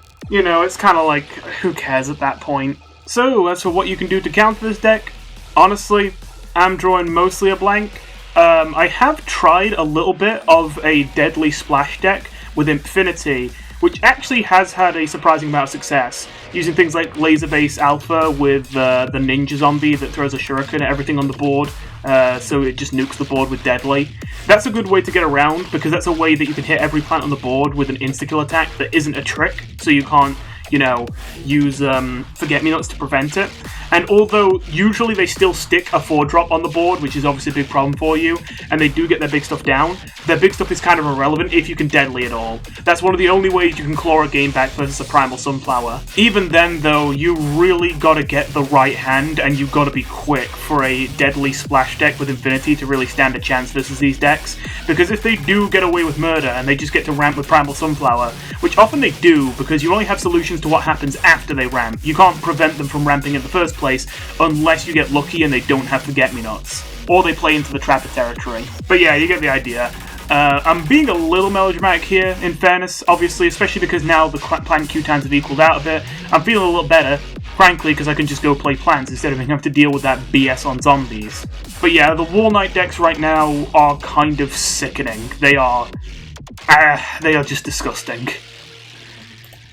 Yeah. On the bright side, although this does make me pissed because it makes me think of what could have been, Sunshroom. I have always been a Sunshroom defender. As far as I'm concerned, Sunshroom has literally never been a bad card. It is just there's almost always been some ramp card in the game. Some little f***er who's just a little bit better than Sunshroom. And so Sunshroom can never catch a break. Everyone says Sunshroom's garbage because there's always one ramp card in the game that's just a little bit better than Sunshroom. But I don't think Sunshroom has ever really been a bad card. It's just always been there's been someone better. And you know what? With this buff where they made Sunshroom cost 1, if they hadn't buffed Primal Sunflower, I think Sunshroom would have finally had its time in the sun. I think Sunshroom finally could have been the premium, best ramp card in the game. And then they just had to rain on his parade. They just had to add Primal Sunflower. It feels like they're doing it on purpose. It feels like they're like, ooh, okay, you wanted Sunshroom to be good, we know, you've been waiting for years and years and years. His time is here. Oh, actually, how about we buff this already really overpowered Sunflower? Okay, I'm exaggerating. It wasn't really overpowered before, but really strong Sunflower. Oh, now it's stupid Giga overpowered. Well, it doesn't matter that Sunshroom is insanely strong at 1. It's not game-breakingly the game is lost on turn 1 strong, so throw it out. Oh my god, man. Yeah, not happy with that. This would be a great change otherwise, but yeah, no, with the Primal Sunflower thing, it just puts a sour taste in my mouth. But, to cheer myself up a bit, Mixed Nuts now cost 2, which means this has gone from a really good budget option to an insane hard carry for budget players, most likely. If you are a budget player, if you are new to this game, I'm telling you, you need to be using Mixed Nuts in your decks. Like, 2 cost 4/4, are you kidding me? Yeah, absolutely, you need to be running this card. That being said, I think this card is just so narrow in use case that outside of budget players, I don't know if I could recommend any deck where Mixed Nuts makes sense, unfortunately, even as a 2 cost 4/4, which is pretty terrifying stats. It's just, I just don't really know what deck does use this that isn't a budget deck, is the problem. I don't really know anywhere it fits. So yeah, Sage got +2 health. I would love to go on a tangent here, but I'd be here forever. Long story short, Sage is like the one I've been, the card in this game I've been down the longest rabbit hole with. I have been desperate for years to find a way to make Sage just decent, at least. For whatever reason, I don't know why, part of me wanted to believe for so long there is a way to make Sage good. At least usable. And I have tried, and I have tried, and I have tried, and I have tried. And what I eventually came to the conclusion of is, the best I could do was, if you are a budget deck, and if you don't own many win conditions because you are a budget player, but you still want to play a deck that has to get to the late game to get its win conditions, you just don't own many copies of them, then you would like to run Sage to cycle the deck more effectively, especially if you also have tacos, because that also cycles the deck and buys you more time. That is when Sage is effective, buying you time and cycling the deck so that you can get to your win conditions. However, if you just own more copies of your win conditions, it's often better to just run those copies of your win conditions, instead of trying to use Sage to get to them. Yeah, Sage is a train wreck, and the biggest reason why, unfortunately, is a design problem, not a stat problem. Let's look at the other two, if you made 6 Sun at least this turn characters. Apple Saucer is the best one by far. Apple Saucer is actually good, because before its nerf, it was a 2 cost 3/2, which is really good stats, especially on plants where you play second. That's actually a big deal. A 3/2 for 2 on the zombies isn't bad, but it's kind of eh. A 3/2 for 2 on the plants, really good, because you play second. So anyway, so Apple Saucer already is actually good to play on turn 2. I'm not kidding. The best time to play Apple Saucer is turn 2. despite the fact it has an ability that only activates on turn 6. The reason, though, that the ability needs to exist is so that it's not a dead draw in the late game. You don't want to be getting applesauces on turn 8 and go, okay, well this is useless, but because it isn't useless now. It's got strike through now, so it's useful, because that strike through can be used to kill over the top. Great stuff. Perfectly designed if you made 6 or more sun this turn. With Morning Glory, they had the idea, but they got it a bit wrong. Similar thing, you actually do want to play Morning Glory on 1. That is the best time to play Morning Glory as a 1-cost 2-2. But the idea is that if you draw it in the late game, it's less of a dead draw because it's a 1-cost 3-3, which is a better value trade. Now, it doesn't work as good with Morning Glory because a 1-cost 3-3, despite being broken on turn 1, is still honestly not that good in turn 6 and past that point, even if it is 3-3 for 1. That sounds like such a good deal, but it's just trading a whole card in your hand to do just that when you're that late into the game sucks enough that it's not really worth it. But at least they had the right idea with Morning Glory. Sage, they're a mile away.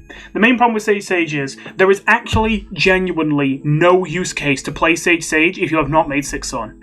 Again, both Apple Saucer and Morning Glory, despite having abilities that activate if you've made 6 or more Sun, do want to be played at the start of the game. They have the abilities so that they aren't a dead, useless draw, at least in theory. Of course, Morning Glory doesn't do the best job of it, but the idea is just so they're not a complete, dead, useless draw in the late game. Sage flips this on its head. It is only useful if you get it in the late game, and it is a dead draw if you get it in the early game. You do not want to play Sage on 2. It is a 2-cost 2-1. It sucks. It is awful. The only time in the history of this game you will ever actually want to play a Sage before turn 6 is if the alternative is guaranteed death. If you will literally just have to, because you just lose right now if you don't chump block this lane with your Sage. If that is the only option, then go ahead. But otherwise, you will never ever want to do it. For that reason, it is literally just a card that clogs your hand and does nothing for the first 6 turns of the game, and the reward you get for that is you get a 2-cost 2-1 that draws a card. I mean, it's better than average, but it's not really very impressive for such a devastating downside. So yeah, that's a lot of me ranting about Sage. All that said, does this buff do anything? No! Okay, right, I'm exaggerating a little bit. It does something, but I still think Sage sucks. I still think it's super niche. I still think the only time I would recommend anyone to use it is if you really know what you're doing, you're good at mulliganing your starting hand so you don't get too many dead Sages in the early and mid game, and you, as I say, have not many win conditions, but you want to make a deck where you're using your win conditions to win, so you have to cycle to get to your win conditions. That's when you'd run Sage. The main problem here is that, don't get me wrong, a 2-cost 2-3 is much better to play on 2. But there's a difference between a 3-2 and a 2-3. Attack is just more valuable in this game, especially if you're using it proactively, and we're assuming you're going to be using this proactively. So if you're going to be using this proactively, you would rather have a 3-2 than a 2-3. It is a significant difference, really. 2 damage to face continuously is not much of a threat. It's not really that scary to play this on 2, unless you're going to, I don't know, do some Leafy synergy with it, but that's only accessible with Chompzilla, and that sounds like a meme to me, even as someone who kind of likes Leafy. I don't think Leafy Sage is going to be it. Sage will be okay now in situations where the zombies have already played something you confront with Sage and take a trade, and then you're fine with playing Sage on 2. If the zombies, I don't know, they play a Zookeeper on 2 and you play your Sage on 2 and you take out the Zookeeper and it lives with 2-1, that's when Sage is going to feel good to play early on. And again, that's what Sage needs to be an even playable card, is for it to be a card that doesn't make you want to shoot yourself when you actually end up having to play it before turn 6. But as you can see, I'm still not all that optimistic about it. I think that Sage just needs to be shifted around completely. I don't think pure stats changes are going to help. Me personally, I think Sage should cost 3. I think it should always draw a card, and if you make 6 or more Sun, it should draw 2 cards, and it should go back to 2-1 stats. That way, it's essentially a flourish that comes with a free body if you wait, but if you don't wait, it can cycle itself. So it actually does make sense to play it before turn 6 if you desperately need to look for a card right now to end the game and your clock is too short and you won't get to live to turn 6 or 7 or whatever to play the cards that you draw with Sage. You have to play it now and use whatever you get. And a 3-cost 2-1 draw a card, while obviously not being good, isn't awful. You wouldn't be really mortified with that. Not to mention, that would mean there would be a 1-cost, 2-cost, and 3-cost card with a if you made 6 or more Sun this turn ability, which would curve more nicely. As it is right now, Sage needs help. I said I wasn't going to get into the depths of this, and I still got into the depths of it, but believe it or not, that could have been 3 times longer. Sunflower Seed. When destroyed, make a Sunflower here, and now it costs 2 instead of 3. Apparently this card had a brief period where it was actually really strong, but I didn't get a chance to use it before it got nerfed. When it was a 3-cost 3-2, apparently it was the best ramp card in the game, which shocked me, because that sounded like it was just going to be okay. Not bad, but not great, but apparently it did very well. That was a while ago, though, in fairness. That was back in Set 3. Nowadays, I feel like you probably could go back to that version of Sunflower Seed, and with the current power level of the game, I don't think it'd be an issue. But either way, we kind of went a different direction, making it a 2-cost 2-2. Not increasing the stats, but decreasing the cost. I'm not really sure what to make of this. I feel like there are definitely times in the past where this would have been an insane, broken change, but in the current state of the game, I mean, we just read what Primal Sunflower is right now, right? We just read how much they've buffed, like, Sunshroom. We've just read all this, and we're supposed to be excited about 2-cost Sunflower Seed. Like, again, if we didn't have Primal Sunflower being the god of the game over there, the number one, play this on turn 1 and you win instantly if it doesn't die card, then maybe we could have a conversation about Sunflower Seed being slept on. But right now, I just don't see how Sunflower Seed gets a word in edgewise with all these broken buffs to all these ramp cards. I just don't think Sunflower Seed is ever going to be your first pick when you've got all these alternatives that are so overpowered right now. So yeah. Cosmic Flower got +1 health, don't really care, but it exists. The only thing that I think that really changes is you're slightly better against Beastly, but that's not all that relevant. Chomper got 1 extra health, don't really think it changes anything, to be honest. Bloomerang went up to a 3-5, which is honestly a pretty significant buff. This is already pretty good, but as I mentioned earlier, Power Flower got its cost reduced by 1. So despite the fact that Bloomerang already got a really good buff here that could have made it a good card, it's probably not going to see that much play, because it literally just has the better Bloomerang sitting right here now. Literally, Bloomerang and Power Flower both only have the Flower tag, they're both Strike Through, they both have the same cost, the same attack, the same health, the same ability. Power Flower just has a free heal on top of all that. So it's literally just a direct upgrade. Not even like, generally speaking, like literally, nothing about Bloomerang is better than Power Flower in the entire game. That is ridiculous. But either way, the only way this Bloomerang could see play is that genuinely, a 4-cost 3-5 Strike Through might be terrifying enough that you genuinely want to run 4 Power Flowers plus a couple Bloomerangs, or maybe even 4 Bloomerangs. You might want to run 8 4-cost 3-5 Strike Throughs if you're running a real mid-range deck. Thingay. Have I skipped one? I don't think I have. I'm just double-checking because I don't want to lose anything. Cuke went down in cost to 5. Not really got a whole lot to say about this. I think Cuke is a very funny, memey card. I'm not even saying it can't be good. I think it can be good, but only if it's unexpected. So basically what I'm saying is, if it ever became meta, I think it'd be too easy to play around it, and it wouldn't be a surprise anymore, so everyone would just play around it. And then it wouldn't be very good. But I think it can exist in this sort of limbo state, where it's always kind of good, but kind of a meme, and so you never know when it's coming. And then, you know, there can be times where it kind of sees more play. I think we might have a period where you see more tactical Cuke because of this buff, but I don't think it would ever become a full-on, it's the meta removal card. Because, again, if it ever became overused, I feel like it'd be played around way too often. It would be way too easy to screw people over when they're trying to use this. Then again, that is what I said last time, but I just had a thought. Cuke plus Walnut Bowling. If you like Cuke on 7 and Walnut Bowling on 8, oh wait. Okay, if Cuke is good, that will be why. I don't think anything else would explain it. Yeah. Okay, Smashing Pumpkin got +1 health. Still sucks, but like, yeah, that's nice. It's less useless now. Probably could have made it 7-6 if you really wanted to make it a playable card. But sure, I'm not going to complain. Oh yes, of course, Briar Rose. Briar Rose got a buff. It is now a 4-5 rather than a 3-4. Okay. Here comes the big one. I usually am a Briar Rose hater. And when I say Briar Rose hater, I don't mean, God damn it, I hate this card, why don't they delete this card from the game, I nerf it. I mean, I think that Briar Rose has been overrated for most of the game's life. I obviously think it was a massive change when it went from a 6-cost 3-3 to a 4-cost 3-4. That was obviously a massive, momentous, gigantic buff. But I still think it wasn't that great. It was okay. Like, I wouldn't say it was a bad card, but People talked about Briar Rose when it costed 4 like it was the harbinger of the apocalypse. Like it was the most broken card to ever be introduced to this game in its entire history. And I'm not gonna lie, I never bought in on the hype. I always thought that Briar Rose was overrated. And the main reason why, it's a bit hard to put into words without it getting really long-winded, but I think this is the best I can do. Briar Rose to me reads as being greedy, if you're using it in a control sense. Because you already have tools to kill big things on the board, and you can actually choose what you want to kill.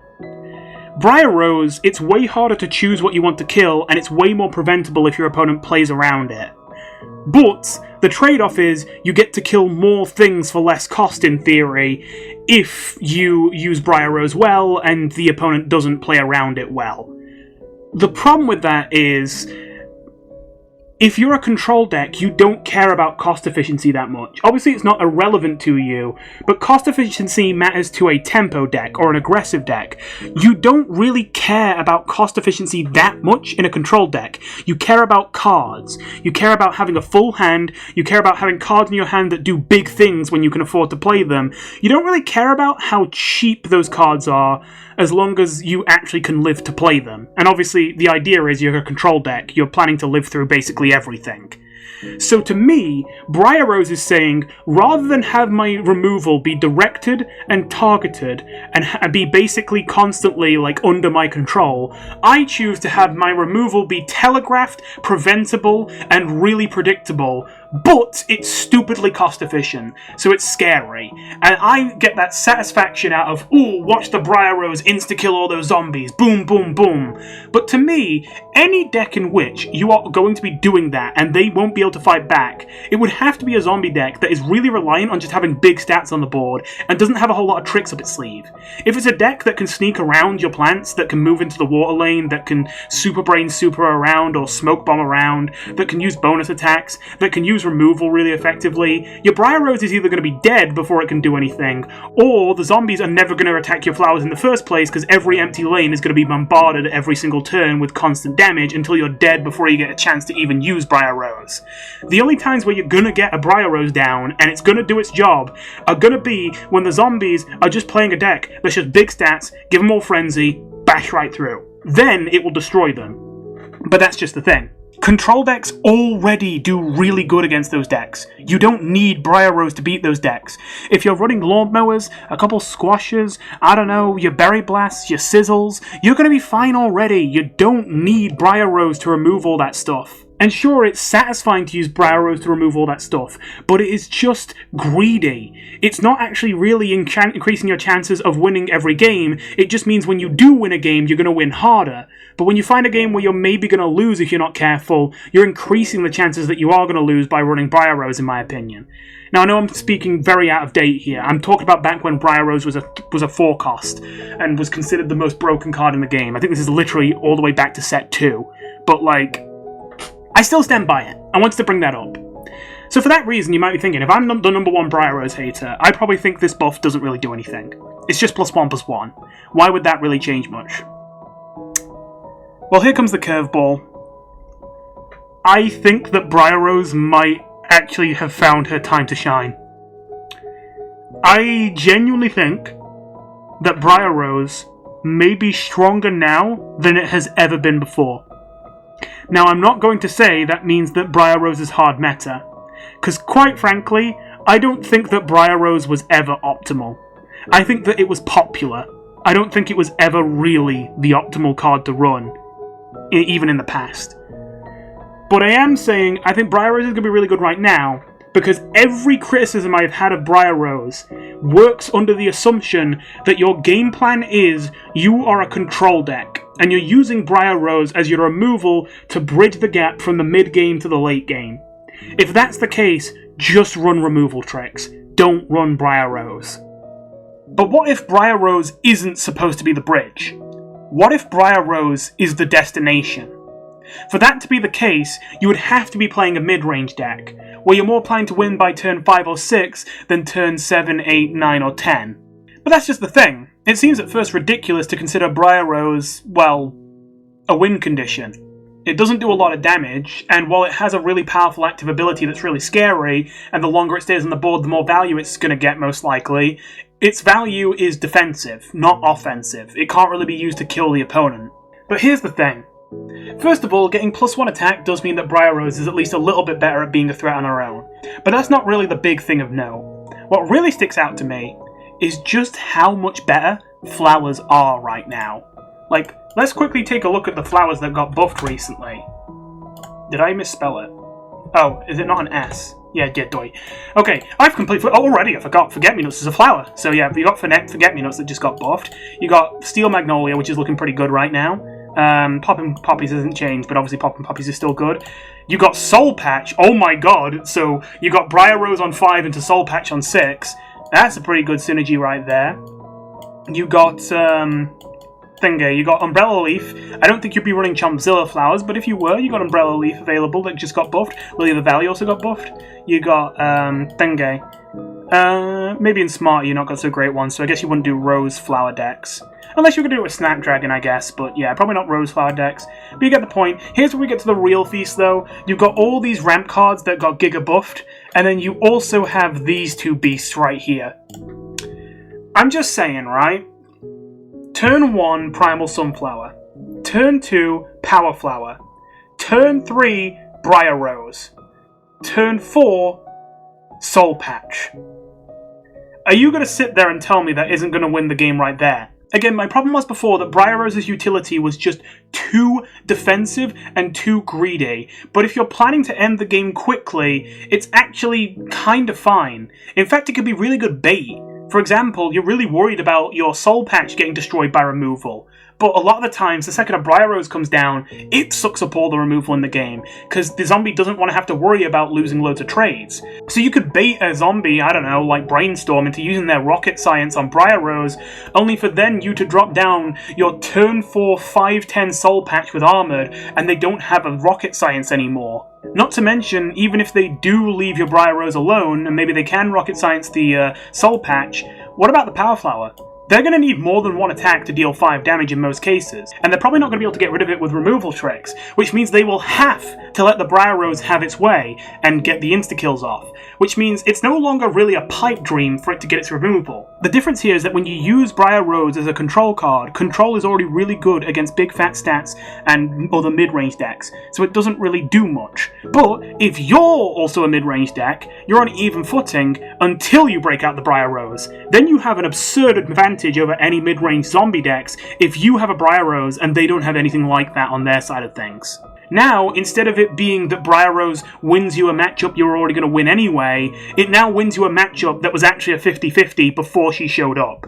This combined with the other flower buffs giving them so much health means that the usual thing that would really be devastating for mid-range to deal with, control, might not actually be the best option. It used to be that we had more options for hard removal when the game was slower, at least more options that were more viable. But as time's gone on in PvZ Heroes, the game's sped up, and more people use small removal much more than hard removal. Hard removal still exists, but it's a lot less common nowadays, and so that means it's a lot harder to deal with chunkier units like 4-cost 3/5s with Strike Through that will kill you eventually if you ignore them for too long. It seems to me that a flower deck with a Briar Rose Soul Patch top end, using Power Flower and Bloomerang as its mid-game, and using Ramp as a quick way to launch itself to the mid-game practically the moment the game starts, is one of the most devastating strategies that could be on the horizon. If you're running to aggressive decks, so long as you get to stick your ramp card on the board, you're going to be able to trade into those aggressive units super easily with your big fat flowers, and then you're going to be able to use Power Flower's healing ability to regain the health you lost, so that the aggressive deck can't kill you off the top. Against other mid-range decks, Briar Rose will make those matchups a blowout. Against controlled decks, these cards are all so hard to control that the control deck won't have enough removal to deal with everything. And against other combo decks, once again, if you can stick the ramp cards, you can play fast enough that the combo decks can't get their combo until they're already dead. Definitely it seems that combo and control are probably your best shots at trying to counter a deck like this, but it really seems like that this deck is well equipped to deal with both of them still, despite them being the things that should probably give it a hard time. So yeah, the time has come. I am finally endorsing Briar Rose usage. I can't believe I live in this timeline. Oh yeah, we also got another completely irrelevant change where Toadstool got +1 health. I'm sorry, this changes nothing. We're moving on to the final card, Cornucopia now costs 9. At first I was just going to say, yep, that's a fun change, I'm glad they made it, doesn't really change the balance of the game at all, but to be fair, I did nearly forget that if you are running a non-Smarty or Guardian class, you don't have access to Dark Matter Dragon Fruit or Walnut Bowling, which means in terms of finishes, you don't have a whole lot to work with. In that case, Cornucopia might be your last resort, because Solar itself doesn't have a lot of finishes. It has a lot of good mid-game cards, and it has a lot of good stats, but it doesn't really have a lot of consistent, you play this and the game is over. Cornucopia is obviously supposed to be that, in most cases, depending on how lucky/unlucky you are.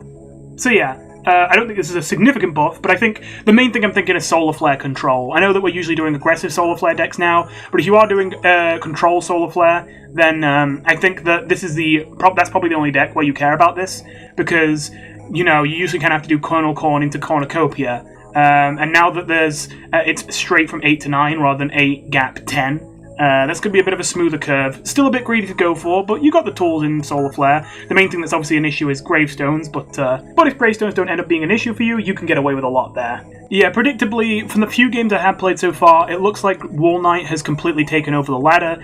Everyone is just using these extremely annoying ramp decks where they just spam Primal Sunflowers, get to like 10 Sun in 2 turns. Okay, I'm exaggerating a little bit, but you get the point. And before you even have your first like proper engine card on the board, they already have like a soul patch on the board, and you're just like, oh my god, man.